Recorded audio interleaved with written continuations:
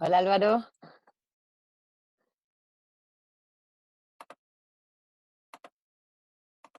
¿cómo estás? Bien, bien, ha sido un buen día. Qué bueno, gusto saludarte. Un gusto también. Se incorporaron ya varios, así que la idea era que estuviéramos de a poquito sumándonos, pero Entrando. bueno, sí, ya Veo se a están sumando Jorge, algunas. Solange, Marcela, Bárbara, Samantha. Ay, Chanchito, Ahí toma, come está. tu Hola, por comidita. acá. Hola, vamos a silenciar No veo a la algunos. Cata.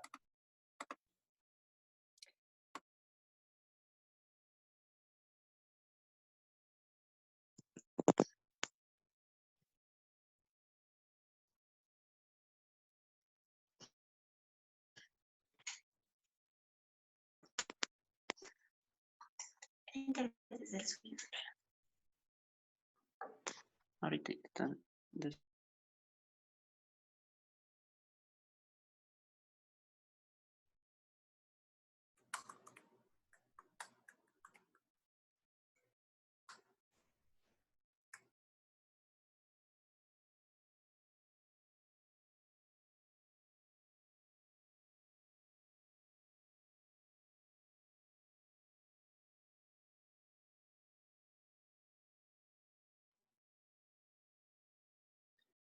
Tú estás silenciada, Andrea. No se escuchó lo que dijiste. ¿Ahora? Ahora sí. Estamos. Estaba ahí Buenísimo, jugando a la ventrílocua. claro. Y yo tampoco te escucho a ti, así estamos. Bueno, estamos ahí empezando a conectarnos, ya hay gente que está le pedimos que se sumaran a las 8:50, pero bueno, la idea es empezar a las 9 en punto, así que cuando la Cata se sume, ahí comenzamos, ¿te parece? Me dice Bien, que está entrando. súper, ahí está. Hola Cata,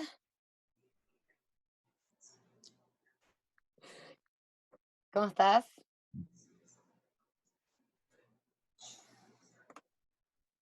¿Aló? ¿Te escuchas?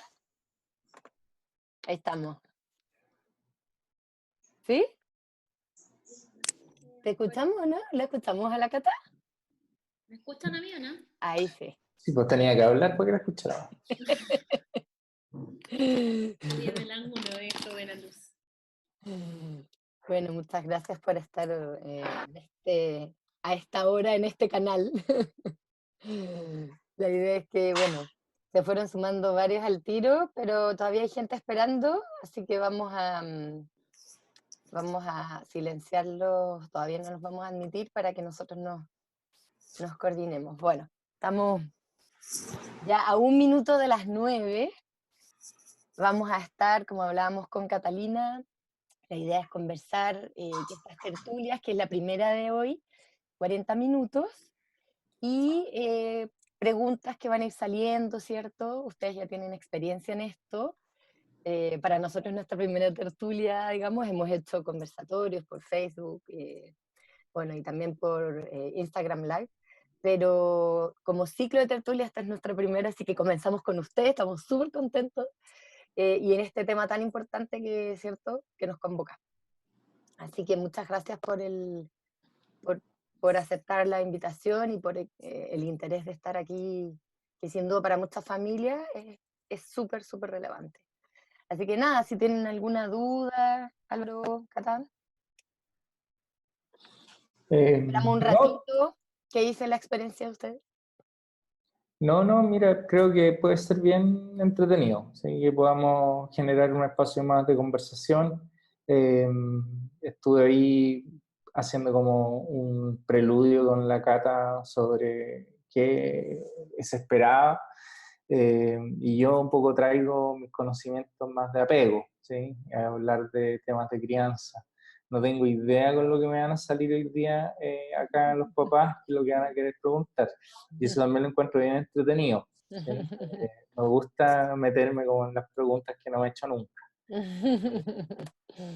Como un Sin poco duda. presentarme. y yo creo que todavía no vamos a entrar, pero lo mío tiene harta experiencia clínica con niños, son 15 años trabajando con papás preescolares, y dentro de eso he tenido niños de distintas, como hay una diversidad bien amplia en tanto en las familias, en los motivos de consulta, la constitución de las familias, las problemáticas y los procesos también de desarrollo que van presentándose en el centro de intervención temprana.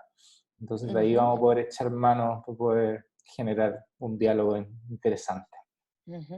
Buenísimo. ¿Hay algo que necesitan que no se nos olvide para presentarlo? Yo creo que ahí yo proponía que ustedes cada uno se presenten más libremente, ¿cierto? La verdad es que, para que los conozcan. En general con Álvaro creo que vamos a coincidir en esto, pero no necesitamos grandes presentaciones. Yo creo que algo bien sencillo, si al final da lo mismo un poco, ¿no? Como los títulos, los años de experiencia, y finalmente es como más que podamos transmitir realmente como lo que ellos están necesitando y que se dé este diálogo, yo creo que es lo más rico, más que andar. Buenísimo. Vamos a, paralelo, a intentar también que por Facebook, también que sea como en vivo, así que si la tecnología nos permite, vamos a hacer esa conexión por Facebook ahí de Fundación DAUNAP. Así que bueno, vamos a aceptar ahí a las 17 personas que están esperando y ya comenzamos, pues, ¿les parece? Igual, Súper. independiente que la Cata, ella siempre tan humilde, pero es importante también saber con quién estamos hablando. Independiente, porque puede ser la Cata y puede ser Álvaro, pero si uno sabe el contexto también ayuda un poco a saber qué preguntar, ¿cierto? Como hacia dónde dirigir las preguntas y eso. Así que entrega información relevante que no necesariamente implica el currículum, sino más bien quién es, ¿cierto? Mamá, experiencia, ¿cierto? Un destacado psicólogo. Y eso. Y de hecho va a haber una compañera tuya de colegio, la Michelle Rivera, escuchándote. ¿En serio? ¿Sí? Así que ya, pues vamos a... Mira, empiezan a aparecer. Bueno, Álvaro, nos vamos pimponeando, ahí nos hacemos Hola, señas. ¿cómo están?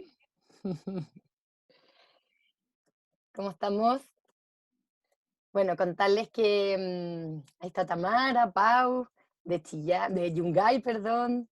Ahí está la Maricel, Andrea Mellado, Solange, Francisca, Gonzalo, Claudia, Glenda, muchas mujeres, Jordina, de Viña del Mar, Carla, también aquí, madre, familia monitora. Bueno, se siguen sumando, así que vamos a seguir admitiendo. Y nada, me gustaría que nos presentemos, ¿cierto? Aquí ya está Álvaro Payamares y Catalina Figueroa, ahí para que conozcan a los personajes que hemos invitado hoy, estos amigos, ¿cierto? Y también psicólogos que nos van a acompañar en este camino y en estas dudas. Es nuestra primera tertulia como Fundación DAUNAP. Quisimos entregar este formato de acompañamiento en este tiempo de cuarentena, en donde tenemos mucho que aprender y no tenemos mucho tiempo, pero sí sabemos que hay muchos que nos pueden aportar y entre nosotros también ir interactuando y aprendiendo.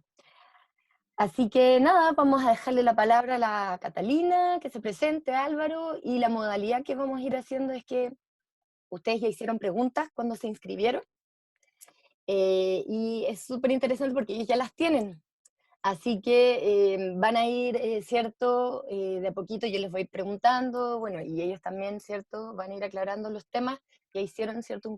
Una idea, un concepto de lo que queremos hoy destacar. Y si hay alguna pregunta específica, la pueden hacer, ¿cierto? Por el chat que tiene aquí Zoom, ¿ya? Y ellos también la van a ir leyendo. Así que bienvenido y como les digo es la primera tertulia, así que ojalá que salga todo bien Y nada, cuenten con nosotros y con este aporte. Y muchas gracias, Álvaro. Dele, Cata. Bien, buenas noches, mi nombre es Catalina Figueroa, soy psicóloga clínica y también soy educadora diferencial y llevo varios años ya trabajando en lo que es diversidad, en inclusión, y tengo esta como mezcla, ¿no? Bien bonita entre la educación, entre la psicología. Y hoy día en mi práctica clínica atiendo y trabajo con muchas familias y con muchos niños que tienen algún tipo de discapacidad. eh, y siento que siempre es un súper aprendizaje para mí también poder acompañarlos y poder hacer que finalmente los procesos familiares y los procesos de desarrollo de los niños vayan siendo de una manera más amorosa, eh, viendo realmente las necesidades y potenciando de la mejor manera posible la autonomía y la autodeterminación. Eso. Buenísima, Cata. Álvaro, cuéntanos. Mira,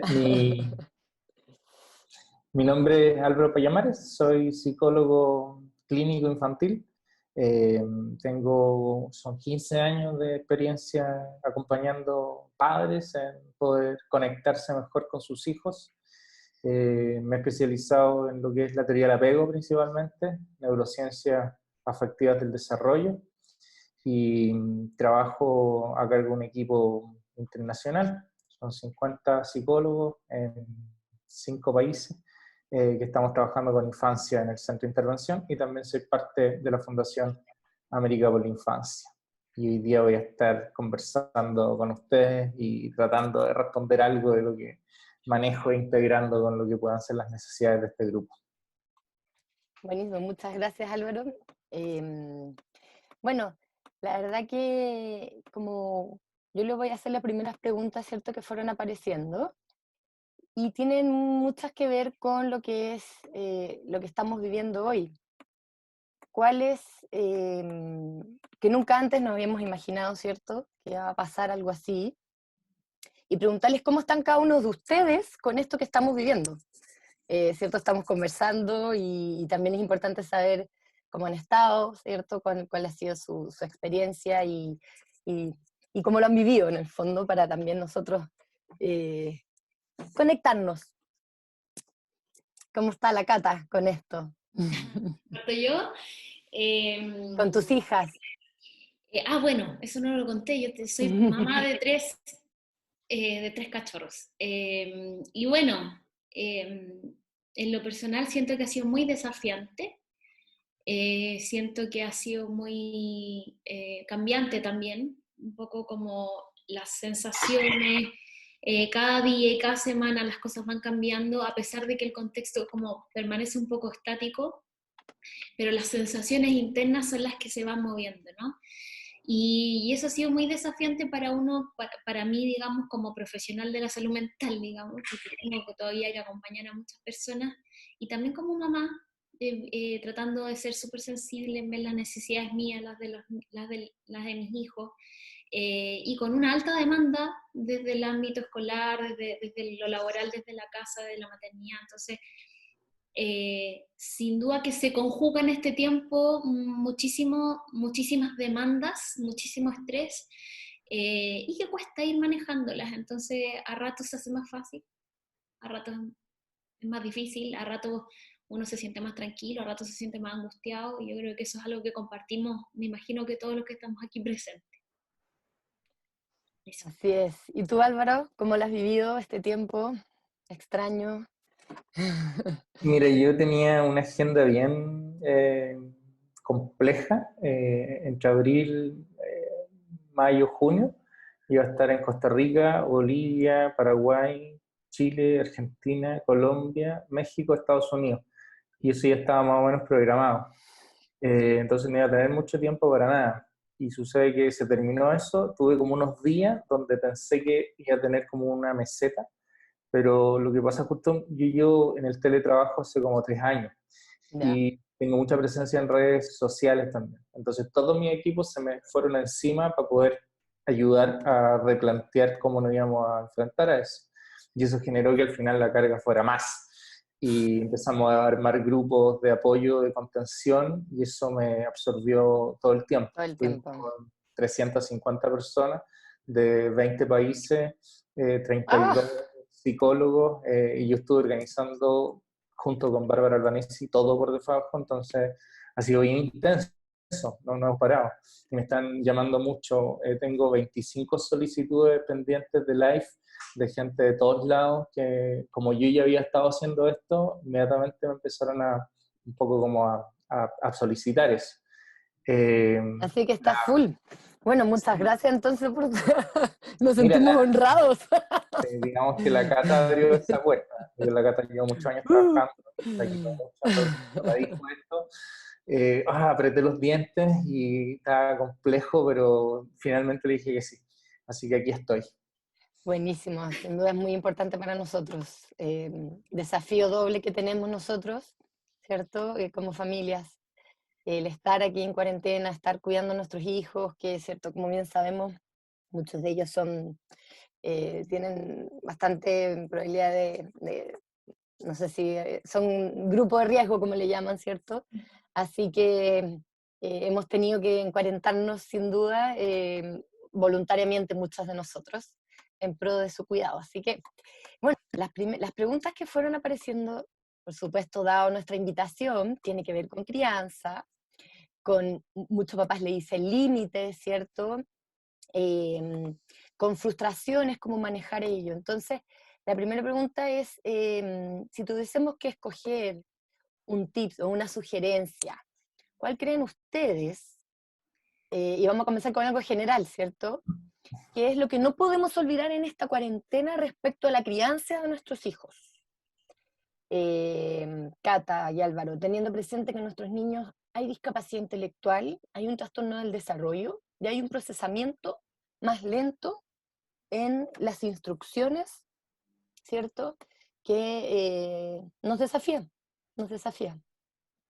¿Cuál es lo que ustedes pudiesen, en términos generales, que no puede faltar en la crianza que nos toca más de cerca? Cata. Álvaro, yo, Mira, yo no me quiero robar la película, entonces prefiero que la Cata conteste y yo complemento, porque yo sé que ella también sabe mucho de todos estos temas.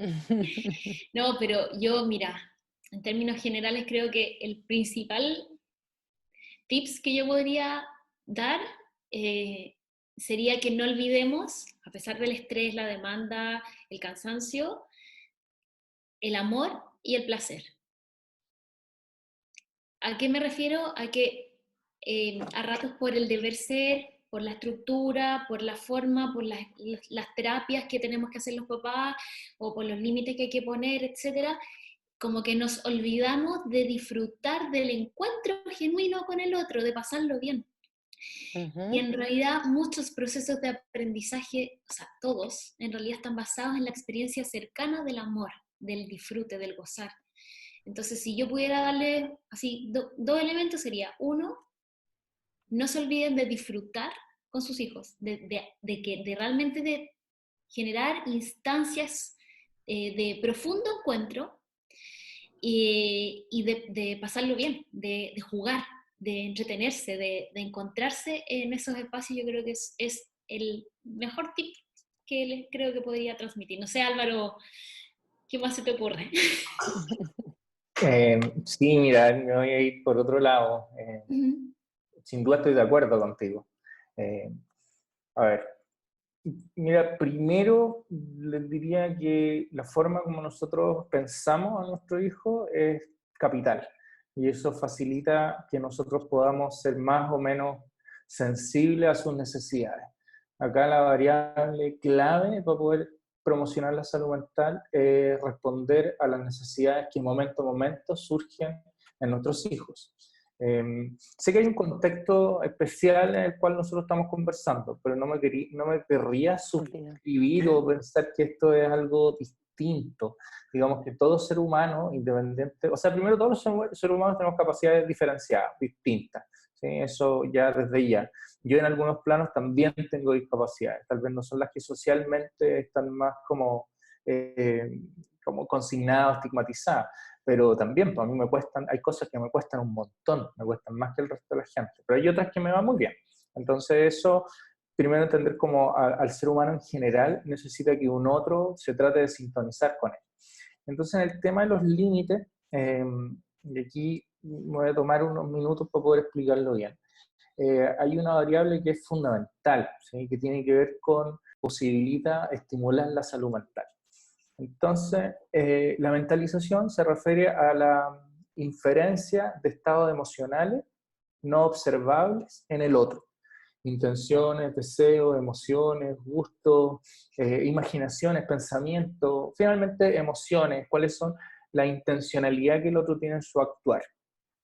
El adulto puede tener distinta precisión en su proceso inferencial para atribuir una intencionalidad en la conducta de sus hijos.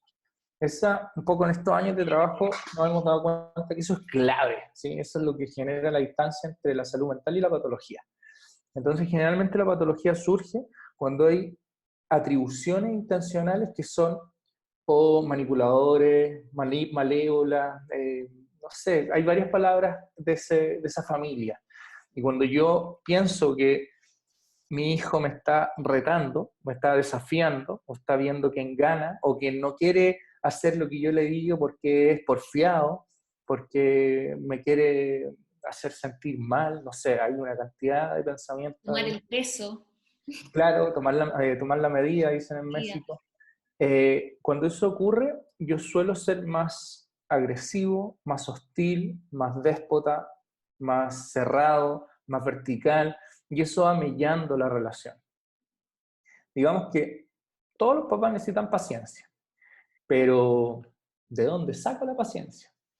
Y como hemos estado metidos harto tiempo en esto, nos damos cuenta que la paciencia, cuando es instalada desde afuera, es una impostura, ¿sí? No es algo genuino, y cuando no es genuino finalmente se nota. Es condescendencia o hostilidad encubierta, hay varios como conceptos. Yo me dedico a grabar videos, con la Cata trabajamos y vemos las interacciones de las familias y podemos leer cosas que son bien finas, como apretamos los dientes o hacemos... Y eso los niños lo sienten y inmediatamente cambia el ambiente. Se llaman microexpresiones faciales y cadencia proxémica.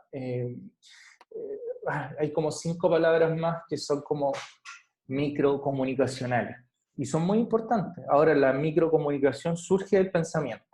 Entonces yo cuando imposto una paciencia que no es real, soy hostil. Entonces le digo, ya pues, sí, y empiezo a hacer esas cosas, esos ruidos, todas esas cosas, los niños lo sienten y lo entienden, y les cambia el estado anímico, y empieza una relación más hostil. Entonces nosotros nos dimos cuenta que los modelos más cognitivo-conductuales le dicen a la gente, tienes que ser más amable, tienes que hacer esto, pero es como que fuéramos actores, y finalmente eso no funciona. Entonces lo que nosotros logramos desde la teoría de la mente, Peter Fonen y Bartleman y otros que han estado estudiando los procesos de mentalización, es que tenemos que genuinamente ser pacientes. ¿Y ahí de dónde saca eso? Nosotros haciendo como integración de modelos, sacamos algo que es de la filosofía del lenguaje, tiene un área que se llama pragmalingüística, y en la pragmalingüística hay varios principios comunicacionales que rigen y prescriptivamente explican cómo los seres humanos se relacionan y respetan códigos, y cuando esos códigos no son respetados tienen sanciones no verbales y que cruzan la especie. Es una cosa bien impresionante, son como Cuando le llamas sanciones no verbales, tradúcelo a no psicólogo, por favor. Aquí son puros padres que a lo mejor esos conceptos no los internalizamos también, y en el día a día, ¿qué significa eso? Mira, por ejemplo, si yo no respondiera a tu pregunta, yo sigo hablando con lo mío, habría como que no pasa nada, pero el grupo se estaría molestando y habría algo que estaría pasando. Nosotros tenemos un código acá, y el principio de cooperación, que es el que rige, dice que yo tengo que responder tu pregunta, Pero si yo te digo, a ver, mira, déjame un poquito, déjame terminar. Tú me vas a dejar terminar, pero es como, ¿sí? Esa es una sanción interpersonal debido a la transgresión de un código implícito. Y ahí Cuando tú me con los niños, ¿cómo tú cómo lo traduces? Ahí hay que estar atento entonces. a esas mira, señales. como que claro, voy Tiempo yendo de lejos, se puede haber escuchado un poco técnico, pero la idea es que la amabilidad surja de un sentimiento genuino de respeto del otro, de su ritmo y su forma de ser. Y para eso vamos de a poco acercándonos como a la minucia, a la cual todavía no llego, ¿sí? Y eso sería, dentro de estos principios, el principio de generosidad dice lo siguiente: haz la hipótesis más benévola frente a una situación que no comprendes. Entonces yo, por ejemplo, no estoy seguro por qué tú me interrumpiste, pero yo no pienso que tú quieres, en realidad sé, pero para que funcione el ejemplo voy a hacer como que no. Entonces yo no creo que tú realmente quieres aportillar lo que yo estoy diciendo. Si yo pensara eso, mi tono sería muy diferente y ya empezaría a teñir lo que sería toda la comunicación del grupo.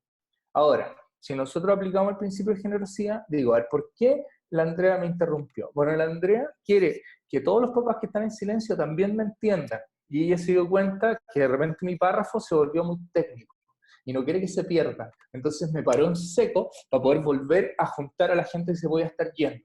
Yo cuando tengo esta hipótesis benévola, inmediatamente soy más amable con lo que te pueda responder. Pero si yo no tengo esa hipótesis benévola, voy a ser un poco más hostil.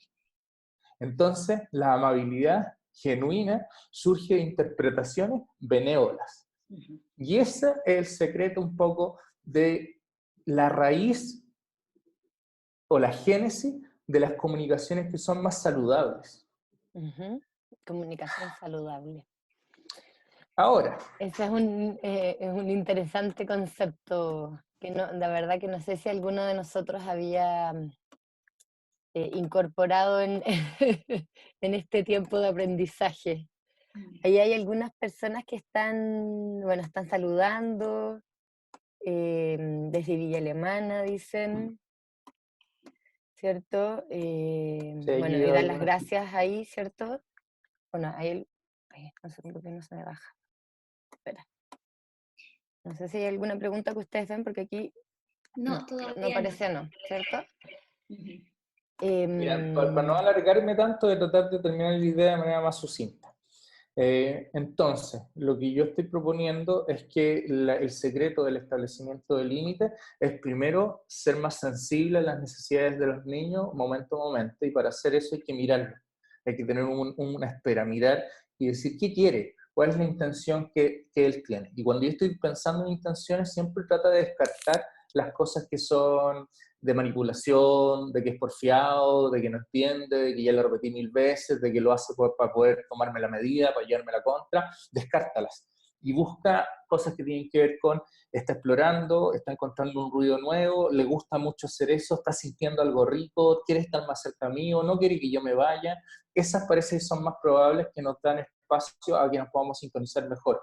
Cuando yo tengo ese tipo de hipótesis, ahí el árbol de la paciencia empieza a tirar sus frutos. Sin esa hipótesis benévola es muy difícil que yo sea paciente de manera genuina. Y yo lo que hago es una impostura condescendiente que los niños sienten y se sienten que son poco importantes, que no son queridos, y eso empieza a mediar la autoestima. Entonces, cuando yo logro hacer ese switch, que no es fácil, porque venimos de una crianza autoritaria, vertical, que nos tiene en un lugar de objetos como niños, entonces como un rompimiento con una tradición bien patriarcal y vertical, a la cual nosotros tenemos que ser invitados a reflexionar y salirnos de ese lugar vertical y tratar de empezar a tener relaciones más horizontales sin que eso signifique que no haya autoridad. Ahí está como todo un... Ahí está el desafío. Ahí está el desafío, ¿sí? Álvaro, Eso, ahí a mí me gustaría complementar también un poco lo que estás diciendo con el cómo interpretamos y que hay un proceso para llegar a la interpretación, ¿no? Mary Ainsworth, que es investigadora en apego, hablaba de que hay como 3 momentos en el fondo donde uno va interpretando. El primero es ver, o sea, para yo poder interpretar bien, lo primero que tengo que hacer es estar disponible, estar mirando lo que está pasando, estar atento, y necesito también, aparte de estar en el lugar mirando, mirando de verdad, en el fondo, poniendo todo mi disposición para poder estar en ese lugar observando, necesito también conocer al otro que tengo al frente. Entonces ahí es algo que yo quería como resaltar, porque en este caso, o sea, en general, uno como padre necesita conocer a sus hijos para poder interpretarlos bien también. Y eso significa poder darnos cuenta de sus gustos, de lo que les va mejor, de lo que les es más fácil, lo que es más difícil, de que las características del lenguaje que tiene, de las potencialidades que tiene el pensamiento. Entonces, en la medida que yo tengo la oportunidad de darme esos espacios, de estar disponible, de verlo, ver lo que pasa, yo logro, después de la observación, logro hacer interpretaciones, que es en el fondo decir, bueno, ¿qué me quiere decir con esto que está haciendo? ¿No? Y ahí es donde incorporo lo que dice Álvaro, ¿no es cierto?, el principio de generosidad, y es hacer las hipótesis más benévolas posibles de lo que me está mostrando. Y después de que yo veo, de que yo interpreto, viene la respuesta. Y mi respuesta tiene que ir en concordancia a lo que yo interpreté de lo que vi. ¿Sí? Entonces, a veces pueden haber errores en la observación, a veces pueden haber errores en la interpretación, que esos en general son súper comunes, y también pueden haber errores en la respuesta. Yo puedo interpretar bien, puedo ver bien, pero respondo mal, ¿no?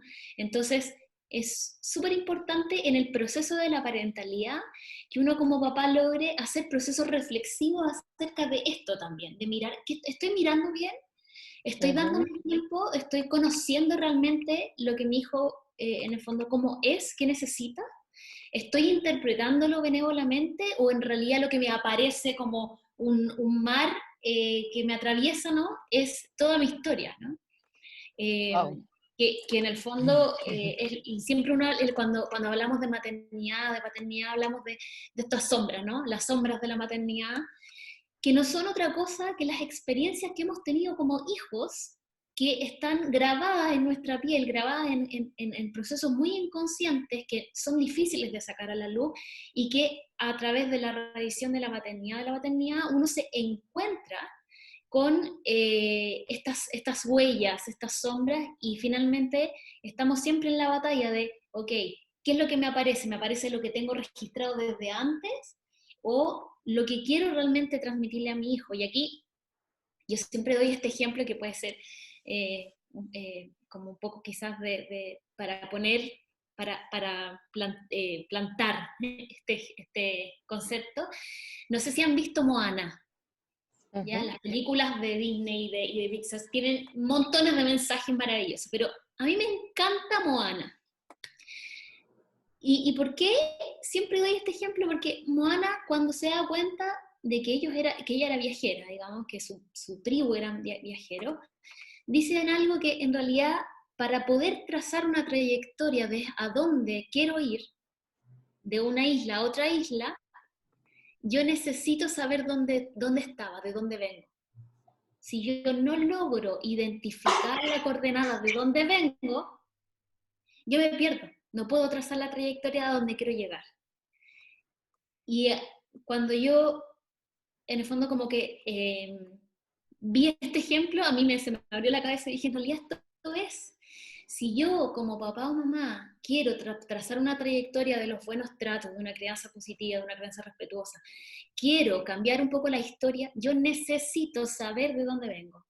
Si yo no veo eso, yo me voy a perder, voy a dar vuelta en círculo, voy a chocar, voy a ir a otro lado. Entonces, también es un desafío en esto de la interpretación, de ser benévolo, es que nosotros tenemos que también habernos mirado y ver de dónde venimos para que después ese proceso, esa trayectoria que queremos trazar, sea la que realmente queremos que sea, ¿sí? Eso. ¿De dónde venimos? ¿Y cómo crees tú, Álvaro, que si uno está hoy en cuarentena, puede como concentrarse, intentar hacer las cosas mejor? ¿Y qué preguntas a lo mejor uno puede hacer para poder hacer, ¿cierto? Saber de dónde venimos, si es que no nos habíamos preguntado antes, y poder, desde la benevolencia y generosidad que dicen, ¿cierto? Que son conceptos que yo creo que son súper positivos, ayudarnos y ayudar a nuestros niños en su desarrollo en este tiempo. ¿Cómo qué preguntita nos puede acercar a ese de a dónde venimos? Mira, yo creo que lo que plantea la Cata es algo trascendental y transversal, ¿sí? Yo creo que va más allá de como del tips del día, sino que tiene que ver con una postura frente al crecimiento como ser humano. Lo encuentro muy necesario, es como un telón de fondo para que nosotros ahora pongamos y articulemos pequeñas como ideas que le den como brazo a esta columna. En ese sentido, a mí me gusta la teoría del apego y todo esto porque viene de la ciencia y tiene datos bien precisos y se ha medido y se ha contrastado, entonces como que dejamos de estar en el aire y ya sabemos cosas precisas. Sabemos que cuando el nivel de estrés aumenta, la sensibilidad de los POPAs baja y la hostilidad sube. Eso es una regla, es como un per se. Entonces sabemos que el confinamiento aumenta el estrés. Y cuando yo aumento el estrés, soy más hostil con mi hijo. Y aumentan el maltrato, los gritos, los castigos injustificados. Entonces, lo que tenemos que hacer nosotros es buscar cómo bajo el estrés. ¿Sí? Yo, por ejemplo, estoy acá confinado, igual que todo el mundo. Yo tengo una barra, ¿sí? Y hago barra. ¿Sí?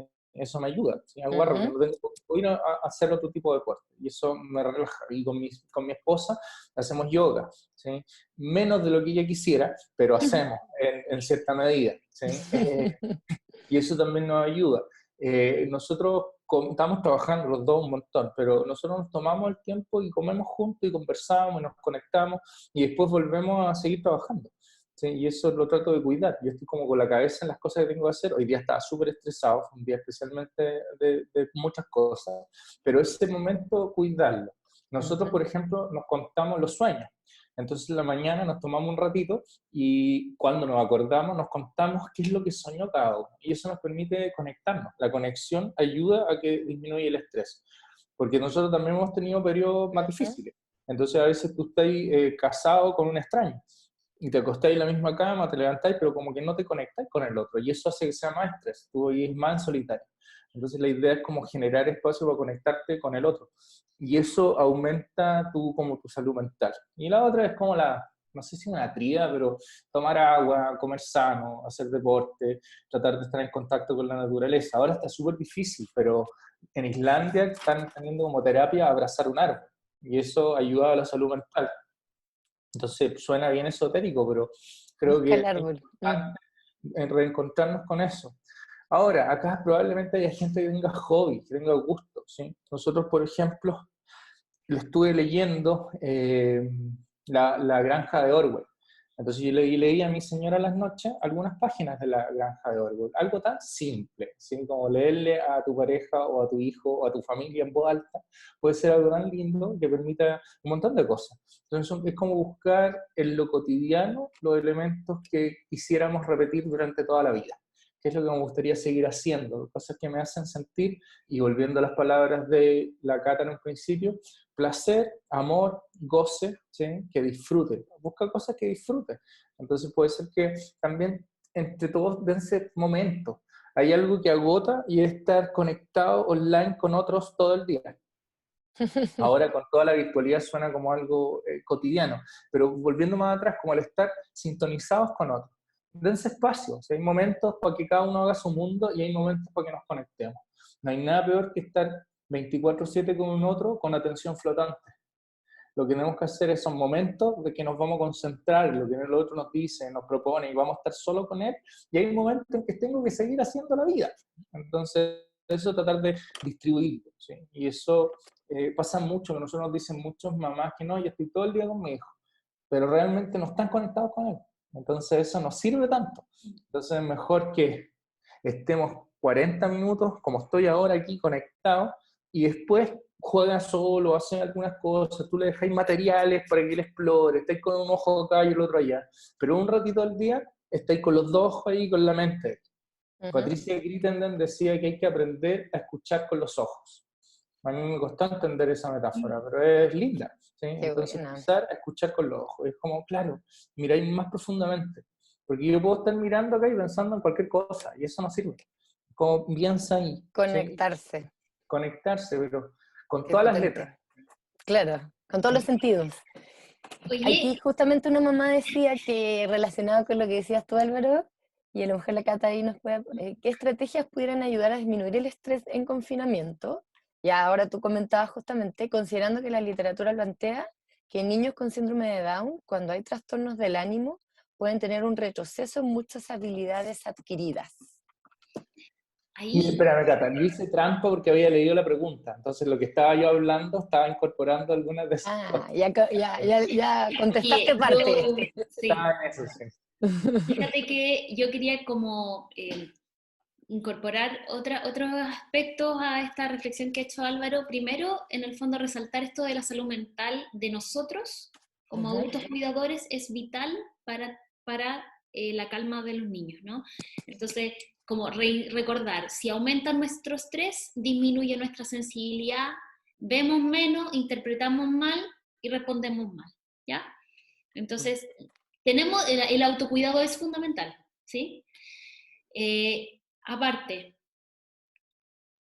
sí, es probable, o sea, pasa que los niños que tienen trastornos del ánimo disminuyen como sus habilidades, pero no tenemos que olvidar que en este contexto estamos todos sometidos a estrés. Entonces, querámoslo o no, nuestros hijos o los hijos, sus hijos, también están en una situación distinta y de estrés. Aunque queramos estar calmados, aunque nos cuidemos, igual es un momento estresante y se pueden dar, es muy normal ver niños que estén con conductas más regresivas. Esto quiere decir niños que quizás antes, no sé, dormían solos, se quieran pasar a la cama a los papás. O niños que controlaban esfínter que ahora se hagan pipí. O niños que, si bien hacían muchas cosas solo, ahora piden más ayuda de la que necesitaban. O piden ayuda en cosas que yo ya lograba.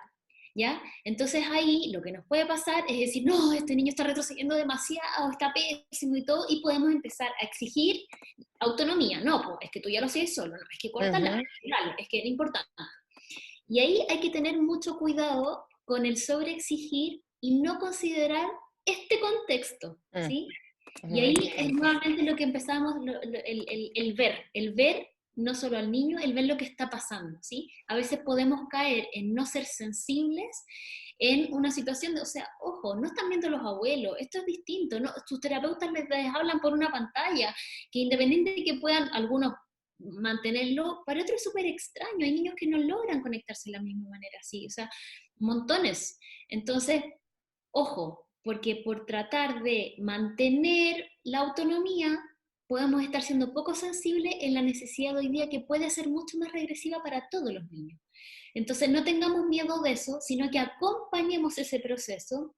Y yo les podría decir que cuando uno lo acompaña mejor, rápidamente como que los niños vuelven a encontrar el ritmo que llevaban. Pero si uno es poco sensible a eso, podemos caer en que se sobreestresen y ahí sí que van a tener problemas de salud mental. No sé, Álvaro, si tú Sí, quieres sí, incorporar estoy alguna muy de cosa. acuerdo.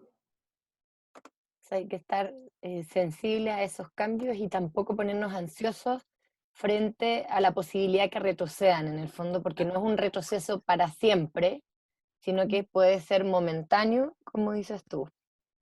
¿No? Eso es súper Absolutamente. importante lo que plantean, porque uno cree que a lo mejor, no sé, se le olvidó y nunca más lo va a adquirir.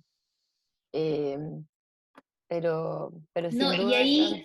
ahí, Andrea, yo quisiera como volver a recordar el tema, bueno, de la sensibilidad que lo hemos tocado harto, pero también de que los aprendizajes son en contextos, y aquí les quiero explicar una cosa que quizás también es un poquito más teórica, ¿no?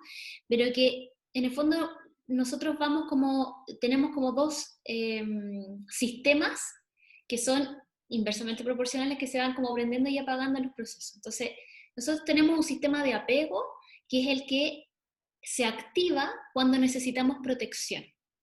Entonces nos vemos amenazados, hay una situación angustiosa, estresante, de cualquier índole, y se activa nuestro sistema de apego. Que, ojo, eso nos pasa a todos, no solamente a los niños. Entonces, les doy un ejemplo. Hay un... chocamos en el auto, ¿ya? No es nada grave, pero chocamos. ¿cuál es la primera persona que ustedes llaman por teléfono? Después de llamar al seguro, probablemente, qué sé yo, van a llamar a alguien. Y no necesariamente va a ser una persona que las van a ayudar en ese momento, la va a ir a buscar o no, es para contarle. Es fácil, ¿sabéis lo que me pasó? Acabo de chocar, ¿ya? ¿Y qué es lo que está haciendo uno ahí? Está buscando la proximidad de una persona que para mí es un referente que me puede lograr calmar. A todos nos pasa eso, a los niños también. Cuando están en una situación de estrés, buscan proximidad con una figura de apego, ¿sí? La búsqueda de la proximidad inhibe los procesos de exploración.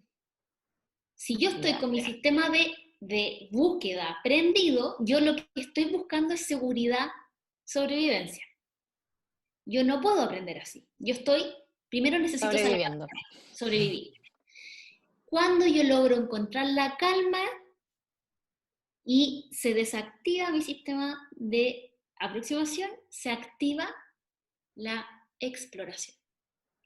Entonces, en todo el sistema de exploración está lo que es el aprendizaje, el conocer, el buscar, el mirar, el tocar cosas nuevas, el aprender.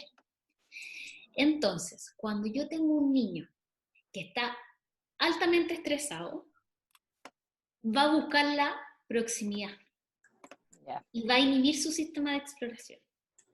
Si yo no le doy la seguridad que necesita, se va a quedar ahí. Y exijo que aprenda, no va a aprender bien, no va a poder, no va a lograr conectarse con los procesos de aprendizaje. Entonces, si yo quiero realmente potenciar el desarrollo de mi hijo, necesito sí o sí que este sistema esté aplacado, que esté calmado. O sea, yo tengo que darle todo la contención necesaria para que él logre calmarse y se sienta seguro para poder explorar. Entonces, eso es vital, yo siento como transmitírselo, sobre todo en niños que, yo sé que para ustedes como papás el desarrollo de sus hijos es súper importante y que están todo el rato luchando con eso, con que vaya aprendiendo nuevas cosas, con la autonomía, pero no puedo olvidar eso, que si yo quiero realmente que haya un proceso de desarrollo real y profundo de aprendizaje, no puedo estar estresado. Si está estresado no va a aprender. ¿Se entiende? No, clarísimo. O sea, es vital lo que tú planteas. Dice, sistema de aproximación, sistema de exploración, y son excluyentes. Eso lo escribió Álvaro. Estoy haciendo ahí un resumen de lo que está comentando. Y ahí, en ese sentido, también hay muchas preguntas relacionadas con la conducta, ¿cierto? Nosotros conocíamos el concepto límites y la Cata me ha enseñado que se habla de organización de la conducta.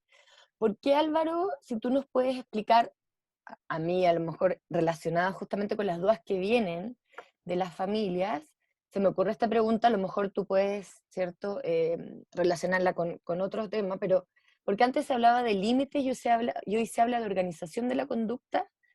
¿Por qué este cambio, cierto? ¿Por qué evolucionamos hacia allá? Si todavía nosotros, como papás, hablamos de límites, ¿dónde está lo negativo ahí? ¿O dónde está lo que nos aporta en este proceso? Porque cuando estamos en la casa todo el día hoy, uno intenta poner límite o organizar, pero ahí cuéntanos cuál es lo positivo de este nuevo concepto, que podamos aplicarlo.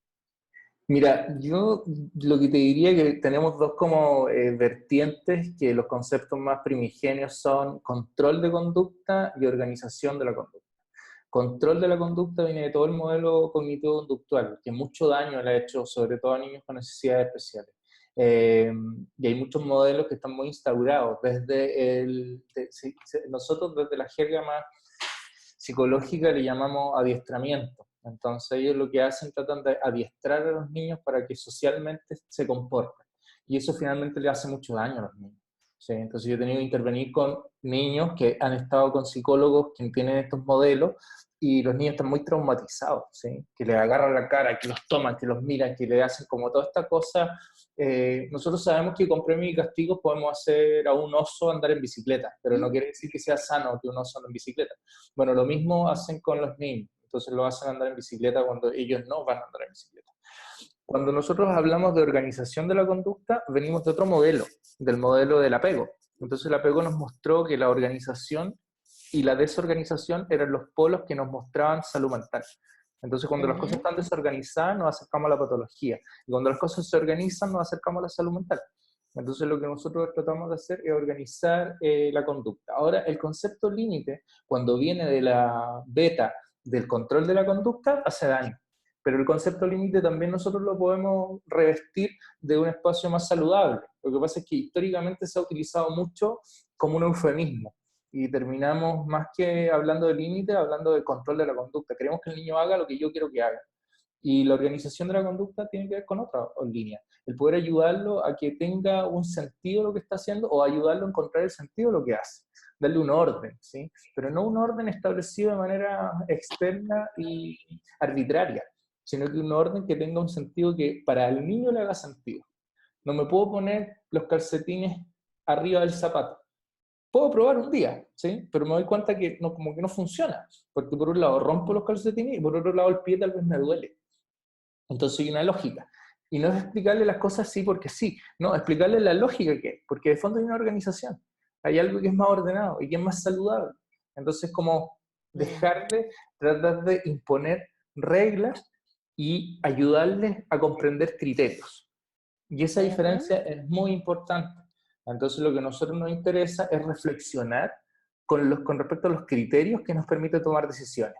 Entonces nos sentamos ahí con él, con sus zapatos y con el calcetín encima, y le hacemos preguntas. ¿Por qué tú crees que ponemos los calcetines al otro lado? No es si me gusta o no me gusta. Si te gusta, bueno, pero entender que hay una lógica, ¿sí? Ahora, si tú querés tener un estilo nuevo y sabiendo esta lógica usáis los calcetines, bienvenido, ¿sí? Quizás se instala como moda, no tenemos idea.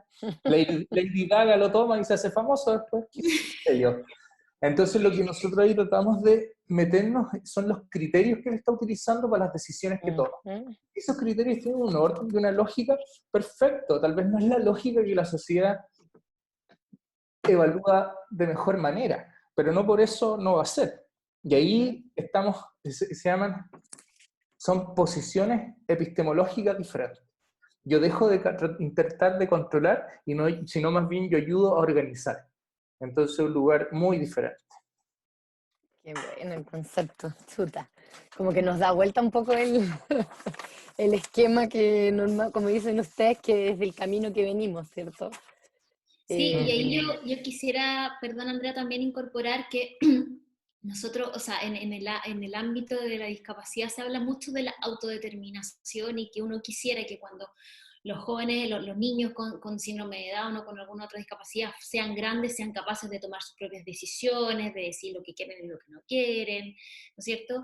Y en realidad, cuando controlamos la conducta, cuando entrenamos conductualmente, le mermamos esa habilidad, esa capacidad de tomar sus propias decisiones. Entonces hay que tener mucho cuidado, digamos, yo creo como esta comprensión de los criterios que se habla desde la organización de la conducta, amplía la posibilidad de los niños y jóvenes de saber en ellos mismos, de conocerse y de saber así tomar buenas decisiones. Entonces, toda la línea más conductual de los castigos, de los premios, de las estrellitas, de los calendarios de puntos, etcétera, funcionan, sin duda que funcionan, pero también le estamos quitando la oportunidad a los niños de que entiendan estos criterios. Y con esto no quiero decir que a ratos no sea bueno usar algún tipo de calendario de anticipación o ese tipo de cosas, pero que no dejemos de generar estos criterios de comprensión y que finalmente cuando uno como rol de padre lo que hace es estructurar, es generar rutinas, es anticipar lo que va a pasar, es decir, ojo, vamos a ir al supermercado y no vamos a comprar nada, no vamos a comprar ningún juguete, ¿ya? Yo anticipo, yo marco, yo preparo, ¿ya? Cuando yo digo, mira, vamos a ir al supermercado, y adentro del supermercado no se come nada, se come cuando lo paguemos, no sé, te estoy dando ejemplos quizás pequeños, pero esa es la manera que también uno va estructurando y anticipando, organizar, como dice Álvaro, la anticipación organiza. Yo sé lo que va a pasar, sé lo que se espera de mí. Vamos a ir a la casa de la abuelita y entonces yo quiero que tú hagas ta, ta y ta. De repente, en la consulta me llegan muchos niños que me dicen, no, es que me tengo que portar bien. Y yo les pregunto, ¿qué significa portarse bien? Y me dicen que no saben. Entonces, en la práctica, el portarse bien es un concepto demasiado amplio. Yo necesito aterrizarle a los niños. Tengo que decirle, para mí, y lo que yo te estoy pidiendo hoy día es que tú no le pegues a nadie. Eso es lo que no le estoy, porque portarse bien, ¿qué es? No es todo y es nada. Entonces hay que concretizar, hay que pedir, para organizar la conducta en el fondo, uno tiene que generar rutinas estables, tiene que establecer encuadres de lo que se acepta, lo que no se acepta, hay que anticipar, y también hay que ir pidiéndole cosas a los niños, como decía Vygotsky, en su zona de desarrollo próximo. O sea, cosas que yo espero, yo creo que mi hijo va a lograr, porque yo tengo que partir del éxito. Si yo le pongo metas y desafíos que son demasiado inalcanzables, lo único que voy a conseguir es frustrarlo y a la larga que deje de intentarlo. Entonces, si yo quiero que mi hijo no lo deje de intentar, lo que yo primero le voy a pedir es algo que yo estoy segura que va a lograr. Y entonces cuando lo logre digo, oye, ¿te diste cuenta que lo lograste? Entonces a los 2 o 3 días o la semana después, yo le digo, ya, entonces ahora te voy a pedir esto un poquitito más. Y entonces ahí hay una sensación de logro que va construyendo la autoestima, pero también el deseo de continuar esforzándome por esto este acuerdo que estamos logrando, ¿sí? No, y confianza también, como decían ustedes, como darle la confianza de que puede lograrlo. También nos preguntaban mucho respecto a los berrinches, que le decía ahí una mamá mexicana, decía, ¿y cómo manejar las emociones de rabia, de frustración, sobre todo cuando aparecen las pataletas en los niños con síndrome de Down? Algunas madres y padres comentan que muchas veces no saben si el hijo les entiende.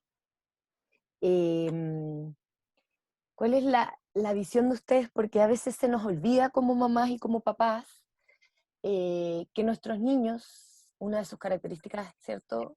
Entre tantas tiene el cromosoma adicional, pero que son niños. Y ahí, respecto a esa pregunta, ¿cómo manejar berrinches o cómo manejar pataletas, ¿cierto?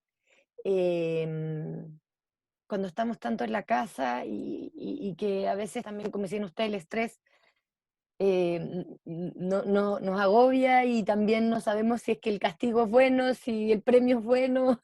Entonces como que uno dice, ¿por dónde voy? Lo dejo solito, lo dejo llorar, lo dejo que espere, que hiero toda la tarde. Desde su visión y su expertise de la teoría del apego, ¿qué es lo que nos podría ayudar considerando, ¿cierto?, que nuestros niños tienen un procesamiento más lento, pero que también entienden? ¿Qué quiere? No sé si Álvaro ahí nos quiere aportar con algo.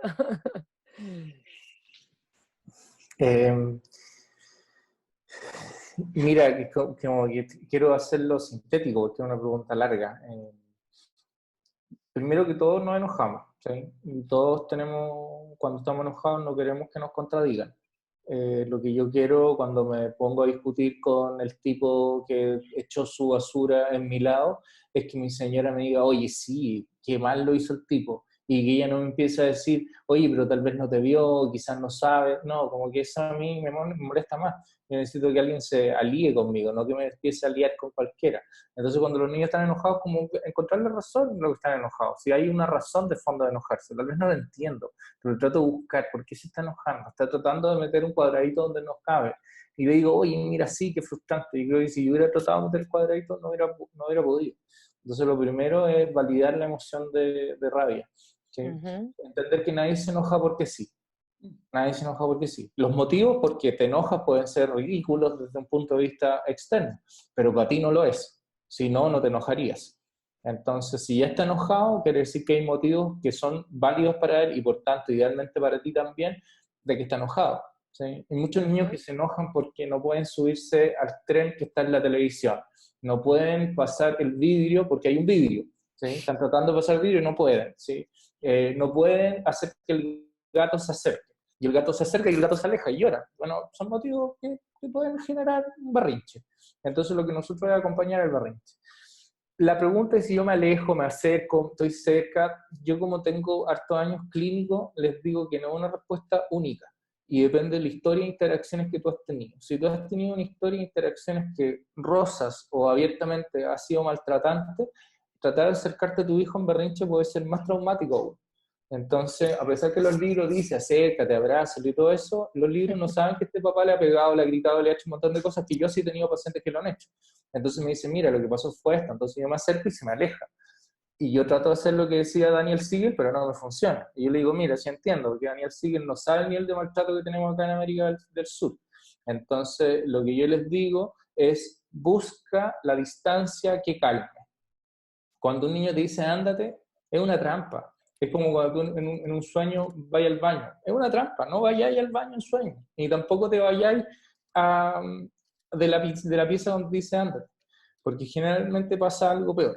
Entonces, lo que yo sugiero es siempre explorar eso. Te dice, ándate, y tú das un paso. Y le dice, mira, me voy a quedar acá, voy a estar contigo. Si no me hables, ¿sí? Como que también tratar de no generar cizaña y no dejarlos solos. Porque los niños no tienen todavía la corteza orbitofrontal derecha lo suficientemente regulada para generar una regulación del eje hipotalámico hipoficiario adrenal. Y si eso no ocurre, no tengo cómo regular mis emociones. Yo necesito entonces que alguien me preste su cerebro, sobre todo áreas cerebrales bien específicas, para yo poder regular. ¿Y cómo se hace eso? Respirando profundamente. La parentalidad es un ejercicio que requiere mucha oxigenación. Y no una broma, es de verdad, es oxígeno de verdad. El oxígeno tiene un impacto en la activación de la amígdala y de la ínsula. Y nosotros con la oxigenación generamos regulación. Nosotros tenemos que pasar de una parentalidad reactiva a una parentalidad reflexiva. Y eso se hace a través de la respiración. Entonces yo respiro profundamente y trato de calmarme. Yo le digo al niño, ya por favor siéntate, déjame tranquilo, no está funcionando esto. Ese ritmo no regula, altera, entonces no funciona. Yo lo que tengo que hacer entonces es tratar de llegar a un tono que sea pausado sin ser condescendiente. Hay un límite ahí bien fino, ¿sí? Por eso te decía que estas cosas de la comunicación tampoco vistas y son difíciles, porque son de decibeles o de milisegundos de diferencia. Y eso es lo que nosotros con video nos hemos hecho un poco expertos. Entonces hay tonos que regulan, y hay tonos que exasperan, y hay tonos que frustran de plano. Entonces nosotros tratamos de tener un tono que yo les digo que el ritmo de la regulación es el vals. Nosotros tratamos de ofrecer vals con nuestra forma de hablar. O se parece al sonido que sienten los bebés en el útero con un corazón tranquilo, ¿sí? Es un ritmo que no es muy rápido. Entonces ese ritmo es el que regula. Y ese ritmo lo puedo ofrecer al hablar, lo puedo ofrecer al mecerme, lo puedo ofrecer al caminar, ¿sí? Todos estos ritmos son heteroreguladores. Y nosotros tenemos que ofrecer varios canales.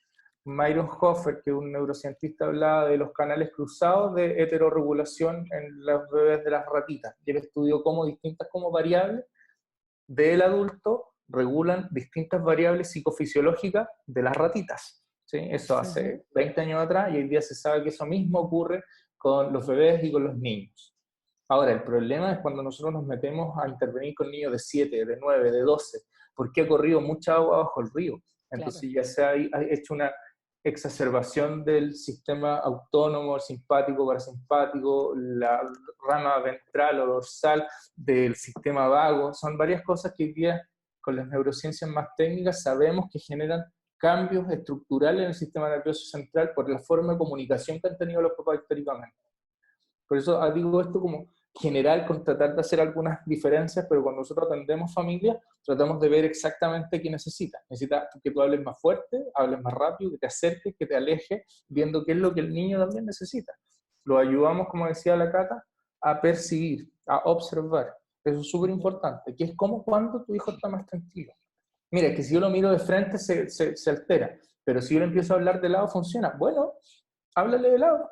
Él te está diciendo. ¿Por qué? Porque ya pasó mucho tiempo. Y el sistema nervioso toma una forma. Ujú. Podemos cortar a todos los niños por igual porque no son todos iguales. Y ahí es donde cada niño requiere un mundo que le arman sus padres percibiendo quién es ese niño en ese mundo. Wow, qué increíble esto del vals. Como el ritmo está la clave. Y yo creo que, bueno, hay algunos papás también, sin duda este es un desafío, tiene que ver con lo que decía también la Cata del camino que tenemos que buscar como papás, de nuestra historia y a lo mejor qué ritmo usaron con nosotros y nosotros repetimos ese ritmo y no necesariamente tiene el efecto que desearíamos. Em, y a lo mejor hay alguna, como educador diferencial, Cata, y además tú como psicóloga, tú eres educador diferencial y psicóloga, ¿cierto? ¿Qué sugerencia, justamente relacionando con el estrés, relacionando con la estimulación que uno le intenta dar a los hijos en este tiempo? Además las clases, además que intentamos, como bien decía Álvaro, a veces hacer yoga, a veces hacer colgarse, pero, pero como que hay tantas variables si hay 2 niños, 3 niños o una guagua y los celos entre medio, ¿cierto? ¿Dónde podríamos poner la energía? Y ya lo dijiste un poco, ¿cierto? Ya lo han dicho, para intentar que esto se vaya generando la regulación que decían ustedes, para que esté el espacio luego, en algún momento, de conectarse tanto que podamos seguir aprendiendo. Cada día a lo mejor es un día distinto, pero con lo que ustedes dicen, obviamente se nos ordena el panorama también, un montón, y también tu visión de educadora, que me imagino estás con niños y jóvenes, que le estás intentando decir a las mamás que practiquen, pero también está el rol de psicóloga. Ahí, ¿cómo tú nos puedes colaborar en esa, a lo mejor, malabarismo que tenemos que estar haciendo? Sí, a ver, yo creo que como base todo lo que ya hemos dicho, ¿no? No podemos estimular el aprendizaje si estamos estresados. No podemos pretender avanzar demasiado si estamos en un contexto donde están echando de menos a sus amigos. Y ahí quizás como algo que no hemos tomado tan profundamente, pero que creo que es importante, es que hay un indicador muy importante de salud mental infantil, que es el juego. Un niño que juega es un niño que elabora, es un niño que logra poner su mundo interno en el afuera, logra procesar las cosas que están pasando, y me imagino que más de alguno de los niños de ustedes habrá jugado a que las guaguas tienen mascarillas ahora, o a que no pueden salir de la casa, porque el juego es el lenguaje que tienen los niños y la manera que tienen de procesar las experiencias. Entonces, un niño que no juega es un niño que es grave, ¿sí? Entonces, si yo tuviera que dar así como un gran elemento que no podemos olvidar en este proceso, es jugar. Es que más, o sea, yo te diría, de hecho lo he hablado con hartas familias, como establecer ciertos mínimos familiares que nos permitan mantener ciertas calmas. Y aquí la invitación es también a los papás entre ellos. O sea, recuerdo una familia que me decía, la mamá me decía, ¿sabes qué? Yo necesito hacer la cama en la mañana, porque me da la sensación de que tengo ordenadas las cosas. Y a mi marido le da lo mismo hacer la cama, si total estábamos en la casa. Entonces, hablamos de los mínimos que cada uno requiere para sentirse más equilibrado, más sano, ¿ya? Entonces, desde el autocuidado parental, yo creo que hay que conversar de aquellos mínimos que cada uno requiere para sentir que esto no está siendo tan agotador ni tan abrumador, ¿sí? Tiempos de la coparentalidad fundamental, también en estos tiempos, ya que ambos padres o todos los adultos que están involucrados en la crianza tengan un rol y lo compartan. Y respecto a los niños y al aprendizaje, ponernos también ciertos mínimos. Quizás los colegios, entre los colegios, entre las terapias, entre los tiempos que cada uno requiere de teletrabajo, etcétera, está siendo muy difícil llevar todo junto. Entonces, establecerse también desde ahí ciertos mínimos. ¿Qué cosas vamos a poder hacer y qué cosas no vamos a poder hacer? ¿Y cuánto vamos a avanzar? Y ahí Álvaro escribió algo que decía, la rutina es más importante que la hora. ¿Sí? Entonces, ok, yo voy a establecer que vamos a leer un cuento toda la noche. Y si, bueno, pasó 20 minutos más de la hora de acostarse, no importa, porque es necesario el cuento antes de dormir. Y establecer así como ciertas rutinas, ciertos mínimos que vayan existiendo, que den regularidad, constancia, seguridad por ende, y que también permitan esta conexión y disfrute entre los niños y sus papás. Entonces, y que también hayan sí o sí, yo sé que es difícil, sobre todo adultos que de repente pues, nos cuesta jugar o jugamos poco con nuestros propios papás cuando éramos pequeños, pero encontrarnos en el juego, en el goce, aunque sean 10 minutos diarios, ¿ya? Ojalá que sean muchos más, pero 10 minutos de el teléfono afuera, sin distracciones y de conexión profunda, eso es muchísimo más sanador y reparador que estar sentado haciendo una guía de trabajo de las unidades y las decenas, ¿ya? Eso, Álvaro, no sé si tú quieres compartir algo más. No, estoy de acuerdo, sí, estoy alineado. Ahí escribiendo algunas cositas mientras se van sumando. Dije que aquello que tú citaste, que yo dije, también era una cita de Sandra Ramírez. Ella es la que habla un poco de las rutinas que son más importantes, el orden que los horarios. No sé si respondo a tu pregunta, Andrea. Bueno, ya sé que nos pasamos, pues, como siempre. Sí, no, yo creo que es clave lo que ustedes han dicho y me gustaría dar el espacio a lo mejor si hay dos, un papá, una mamá que quisiera preguntar algo, que levante la mano y ahí hacemos mood, o agradecer también si alguien quiere.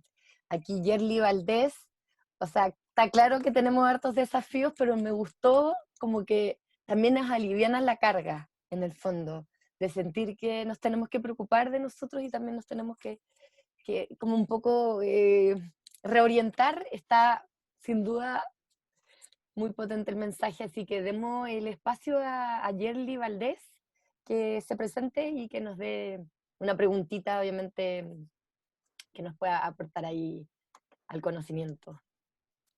Hola, Yerli. Hola a todos y a todas. Agradezco la posibilidad de participar en esta charla. La verdad es que es bastante provechosa. Bueno, mi marido y yo tenemos un hijo de 2 años que tiene síndrome de Down y una chiquitita de 3 meses, ¿ya? Todo lo que han comentado, la verdad es que de a poco ha ido resolviendo lo que quiero preguntarles. Pero este último tiempo nos hemos visto bastante frustrados y un poco saturados con una conducta que ha tenido Maximiliano y que se da y se repite mucho en la hora de comida. Ya, él ya come solo, no hay ningún inconveniente con los alimentos, come de todo, pero ha empezado a hacer un ruido que es permanente durante todo el tiempo que él se alimenta, ¿ya? Y es como un ronroneo, ¿ya? Él empieza así todo el rato de y nosotros lo hemos tratado como de canalizar por otro lado, distrayéndolo, hablándole, ya, que era como lo más práctico que podíamos hacer, pero estos últimos ya días esto ha sido como insoportable. Él no reacciona a este estímulo que nosotros le estamos dando y continúa con este sonsonete, con este ronroneo, sin como percibir lo que nosotros queremos en realidad transmitirle, ¿ya? Y nos preocupa porque ha ido en aumento y la verdad es que no sabemos qué estrategia poder utilizar ahora con él para ayudarlo, o realmente, como ustedes decían, verlo, observarlo, aceptarlo, entender, ¿cierto?, lo que está viviendo. Tal vez es eso, y que nosotros nos estresamos más que él y tal vez lo disfruta, no lo sé, ¿ya? Entonces por ahí va mi pregunta. Gracias. Parto yo. A ver, yo ahí creo que hay muchísimos aspectos que uno tendría que mirar, ¿ya? Primero, es una edad también, no sé cuánto habla tu hijo, ¿no? Pero de repente hay sonidos y hay elementos en que empiezan como a ser autoestimulatorios en el fondo porque aparecen y se dan en distintos momentos del desarrollo, pero como que cuando aprende algo nuevo y lo empieza a hacer hasta que lo domina un poco mejor. Entonces puede haber algo de eso. Puede haber algo también de estrés, ¿ya? Que de repente son algunos movimientos, sonidos que empiezan como a ser calmantes, ¿no? En ciertos momentos. Y en realidad ahí yo lo primero que haría sería observar justamente cuándo se da, qué elementos están interviniendo, si se dan otros momentos que no sea la alimentación, y tratar de ir como decodificando qué puede estar detrás de esta conducta, ¿sí? Y ver al mismo tiempo si hay algo que lo pueda ayudar a que eso se calme. A veces me ha pasado porque en general los niños que con síndrome de Down a veces empiezan a hacer juegos, muchos juegos con la mandíbula y hacen mucho bruxismo y hacen sonar los dientes, incluso de día mucho, sonidos de masticar, eso es bien común. O juegos con la lengua, como que se muerde la lengua, entonces son puros procesos orales y bien autoestimulatorios y muchas veces se calman no diciéndoles deja eso, para la boca. Oye, ¿qué estás haciendo? Ese ruido, córtala. Generalmente se calman cuando les toco la espalda, como que tienen contacto, porque en el fondo ahí hay una... Sensorial. hay algo más sensorial de encontrarse, ¿sí? Como de volver a sentir el límite del cuerpo, volver a aquietarse, y eso requiere de repente del contacto físico con otra persona. Y no necesitan necesariamente decirle algo, decirle, oye, para con eso, oye, córtala, que nos están molestando, pero ¿por qué estás haciendo eso? Porque además son preguntas que son incontestables. Entonces desde ahí es mejor, primero, mirar muy bien qué es lo que está pasando, ver el contexto, ver cuándo aparece, cuándo no, y probar estrategias que son más bien sensoriales, a ver si eso lo ayuda a autorregular, o sea, a heteroregularse en el fondo, y no tener que estar haciendo ese proceso autorregulatorio. Sí, Álvaro, ¿quisieras agregar algo más?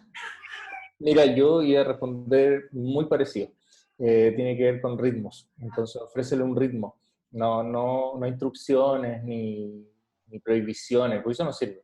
Entonces, ve el ritmo, porque eso tiene tiene un ritmo. Entonces, ofrécele el mismo ritmo de otra forma, por otro canal, con movimiento en la mano. ¿Sabes lo que yo estaba pensando? Que fue divertido la Cata dijera, pero estaba pensando en estas rueditas que se ocupan como masaje, como un palito, que tiene una ruedita que es así.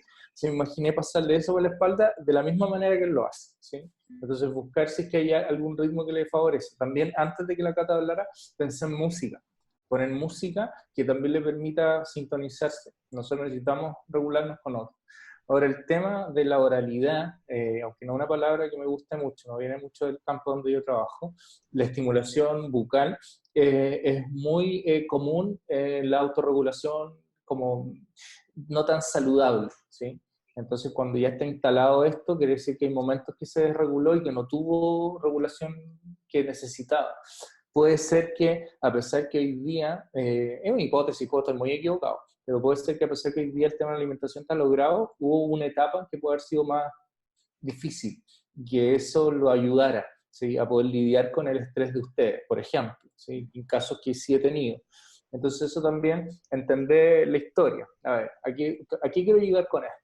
Cuando nosotros como papás entendemos que a veces son cosas que nosotros hicimos o no hicimos que generan que estas cosas estén ocurriendo, bien, se abre el árbol de la paciencia.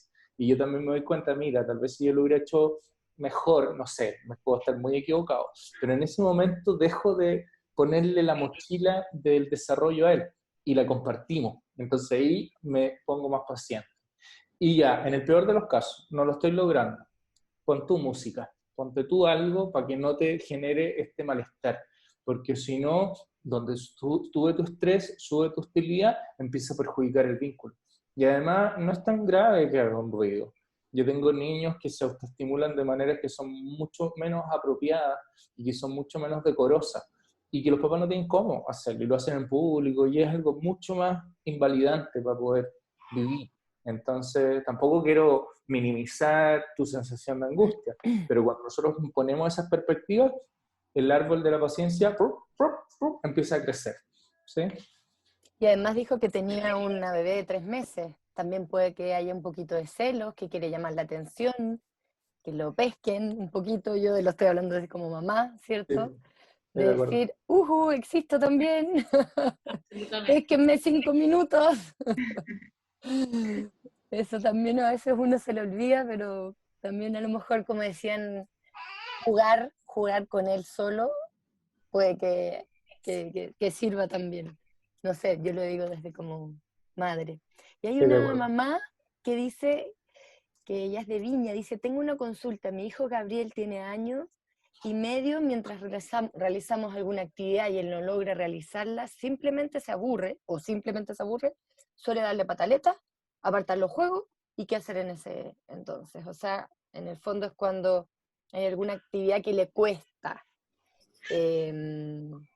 Y yo creo que esto le debe pasar a muchas familias en distintos contextos, así que sin duda es una pregunta que a lo mejor podríamos terminar con ello, y ahí ustedes mandar algún mensaje final.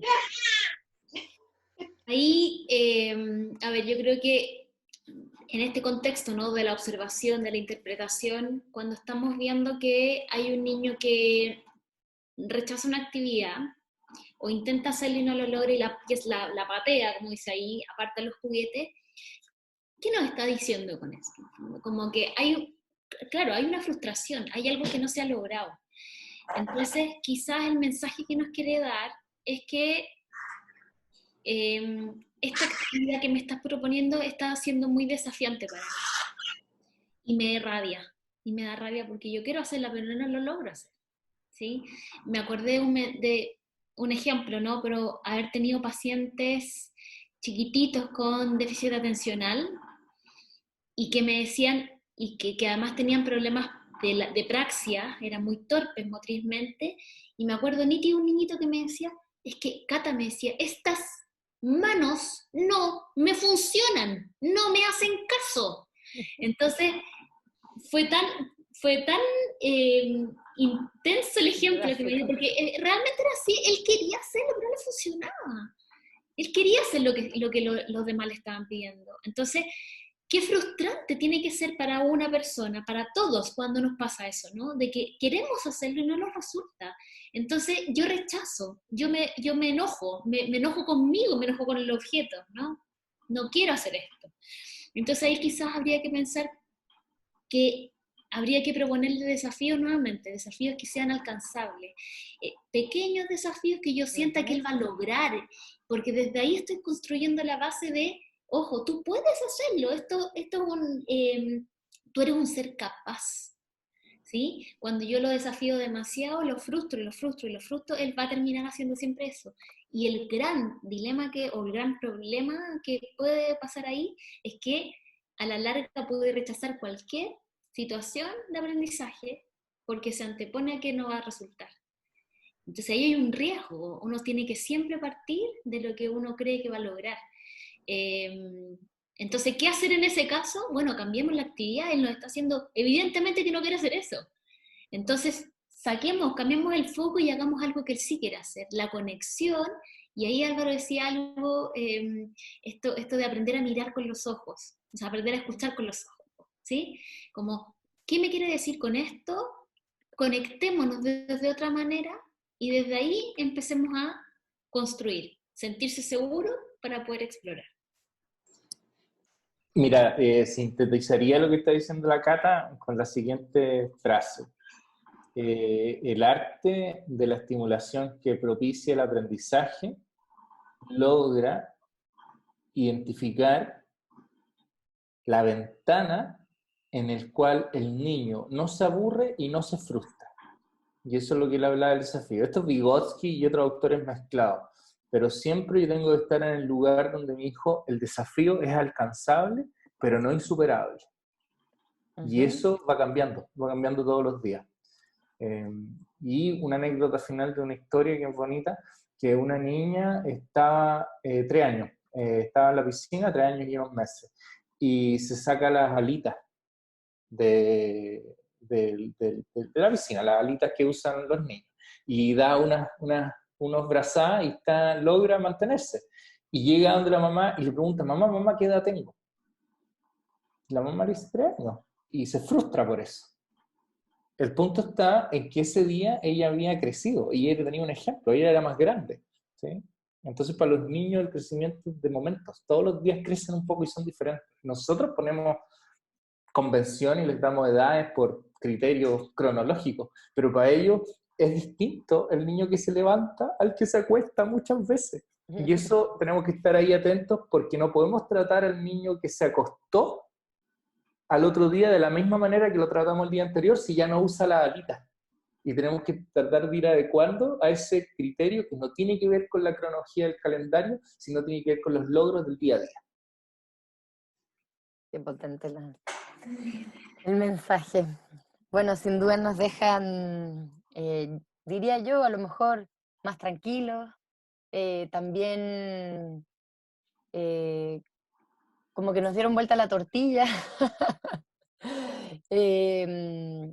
porque todo el tiempo desde el modelo médico nos están diciendo estimular, estimular, avanzar, avanzar, avanzar, avanzar, avanzar, y como sabemos, la educación hoy en día se olvida de las emociones, se olvida de los sentimientos, se olvida de lo que estamos pasando hoy, ¿cierto? Que jamás habíamos vivido.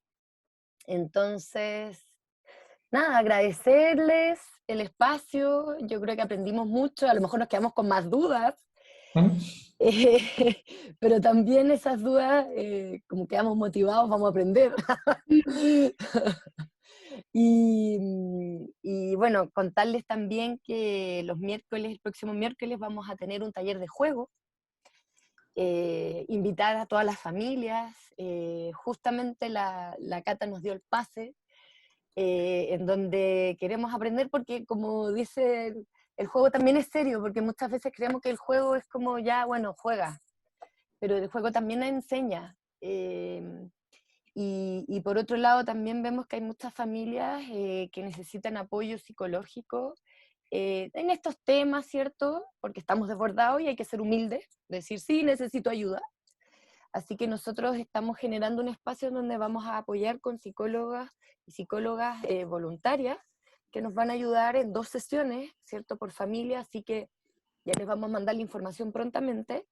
Y bueno, también vamos a contar ahí con la Cata como apoyo, y algunas otras también madres que son psicólogas y también tienen hijos con síndrome de Down, otras que son, ¿cierto?, especialistas, todas son clínicas obviamente, así que nos hemos dado cuenta como Fundación DAUNAP que estamos doblemente exigidas como familias por este tema de la estimulación y además por vivir lo más tranquilamente posible este tiempo, porque además no podemos salir de casa aunque tengamos que trabajar, porque nuestros niños son un grupo que, ¿cierto?, podría ser vulnerable por la inmunodeficiencia que muchos de nuestros niños tienen.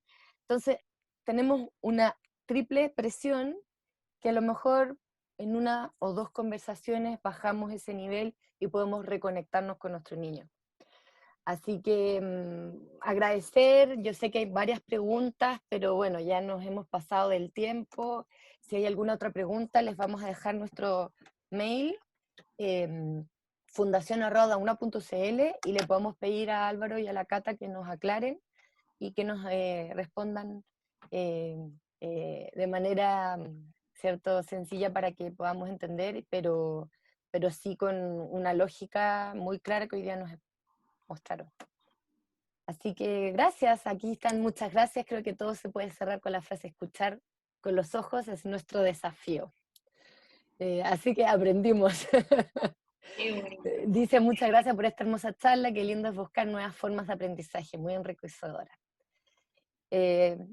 Así que gracias, la grabamos en su gran porcentaje, si es que están ustedes obviamente de acuerdo, la podemos subir un par de días para las familias que no pudieron conectarse, algunas que no pudieron bajar Zoom, otras que intentamos ponerlo en Facebook, al parecer un tiempo se puso y otro no, pero bueno, vamos ahí aprendiendo.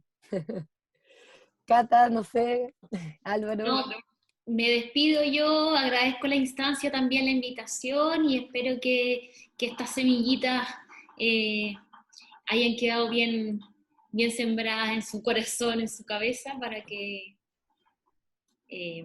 puedan hacer las vidas. Eso. Muchas gracias, Cata.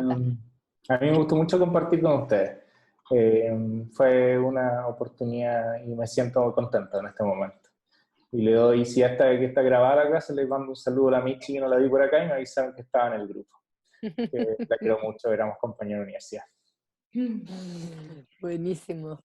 Ya, pues muchas gracias a todos, a todas ahí las familias que se conectaron, y por supuesto mucha suerte en este tiempo, y seguimos ahí aprendiendo juntos de este desafío y en este tiempo que nos está tocando vivir como humanidad.